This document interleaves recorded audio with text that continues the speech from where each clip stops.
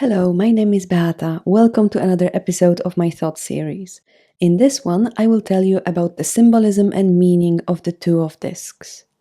I will start with a description of the card, and then we will dive deeper into the symbolism of all of the elements that I mention. As usual, I will list the meanings of this card in divination at the very end. The first thing we notice in this card is the crowned snake, coiled in the shape of number 8 and biting its tail. We can see the yin and yang symbols with the glyphs of elements inside them. The top loop of the serpent is bright inside and the bottom one is dark. The colors of this card are very cool and calm. We have some grays here, navies, some light purple as well. And here is what Crowley says about this card in the Book of Thoth. The card represents two pentacles, one above the other. They are the Chinese symbols of the yang and yin. One wheel is dextro and the other levorotatory. They thus represent the harmonious interplay of the four elements in constant movement. One may in fact consider the card as the picture of the complete manifested universe, in respect of its dynamics.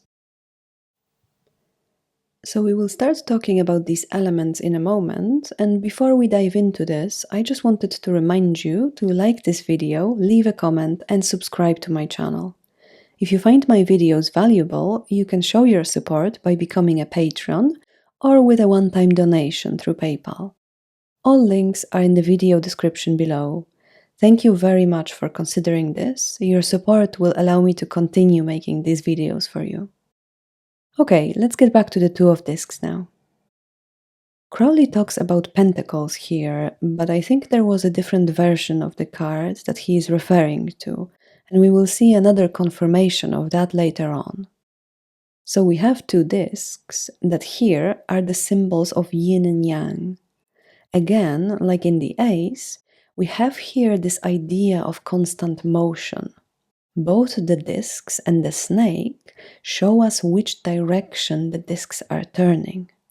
The top one, with the elements of fire and water, turns counterclockwise, and the bottom one, with the elements of earth and air, turns clockwise. And this is exactly what dextro and levorotatory means, just turning right and left.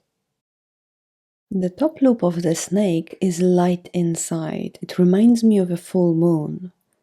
And the dark bottom part could be interpreted as a dark moon, the phase just before a new moon.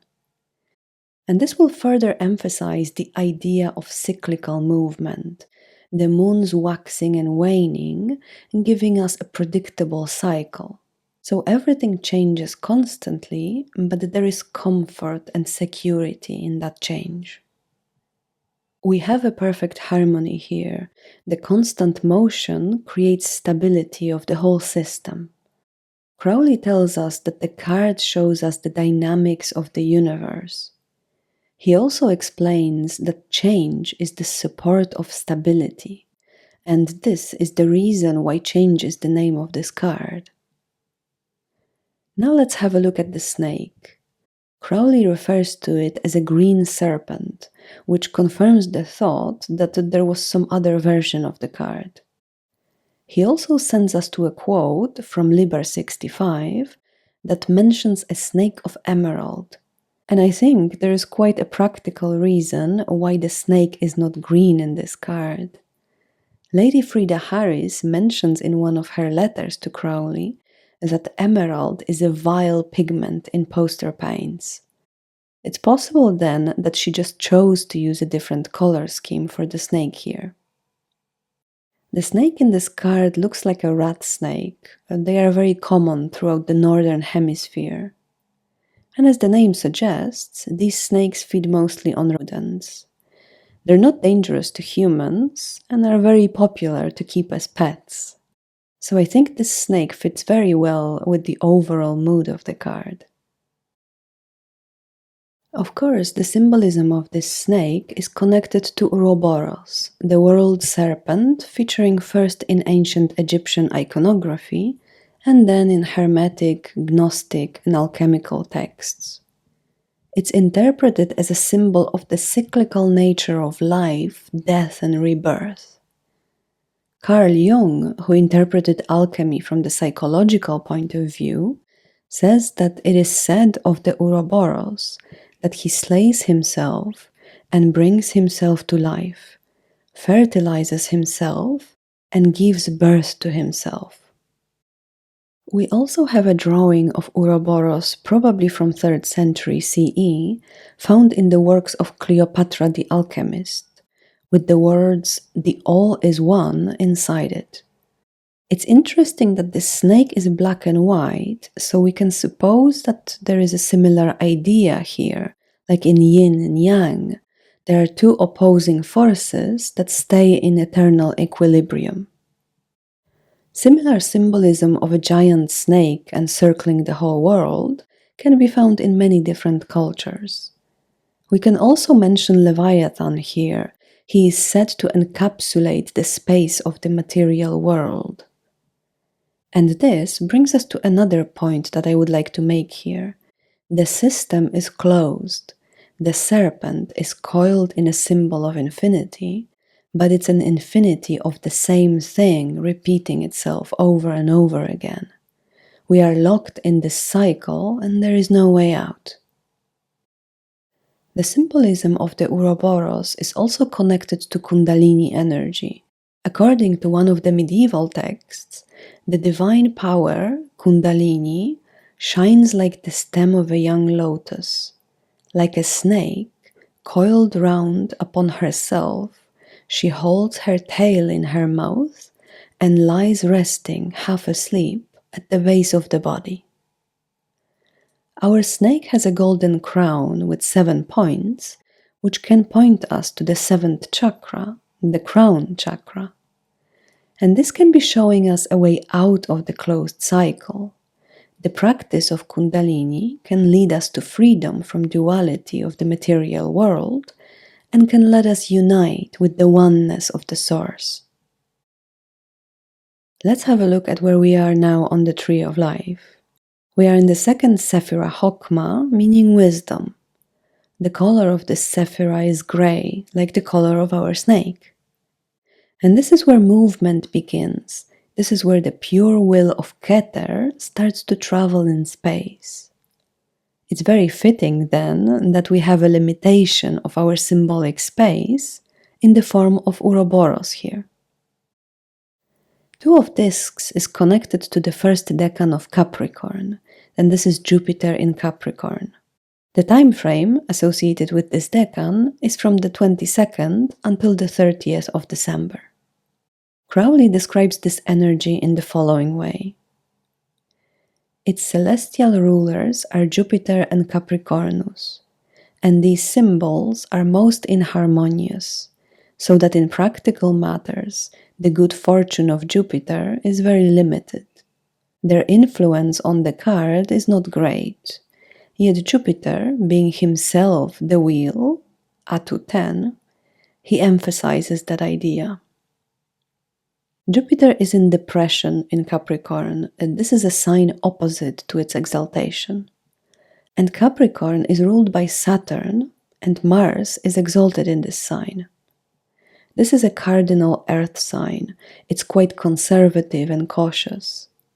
And this is the energy that is methodical, slow and careful. There is a strategy here. We are building things to last, and there is a consideration or even fear of something not working out. Capricorn can be more concerned with past than with future. It enjoys things that stand the test of time. If we put the energy of Jupiter here, we can immediately see that it will get bogged down and it won't be able to do what it does best. Jupiter is optimistic and expansive. This is a planet of good luck and hope. It's also associated with excess and overindulgence. So the practical and reserved energy of Capricorn puts a lot of limits on what Jupiter can achieve here. As Crowley says, though, Jupiter is the wheel of fortune, It can always introduce movement and change. Things may be changing slowly, there may be limitations on what we can do, but nevertheless, the movement is present and we can feel some optimism. Now I'm going to tell you a bit about the meaning of this card in divination. Two of discs shows us change, but we are also staying in the same situation. This card can also show us that we are experiencing changeable conditions. Everything is great, and then suddenly some obstacles appear in our way. There is constant movement in this card, so it will remind us that we cannot stand still. We have to embrace change in our lives, and we need to be willing to adapt to it. If it shows up as a description of a person, it will be someone who is changeable and can't be relied on. This could be someone who is not sure of what they are going to do. In relationships, this usually shows that things are changing within the relationship. It could be, for example, a change of dynamic between the two of you. Sometimes it can also show that someone is trying to lead a double life.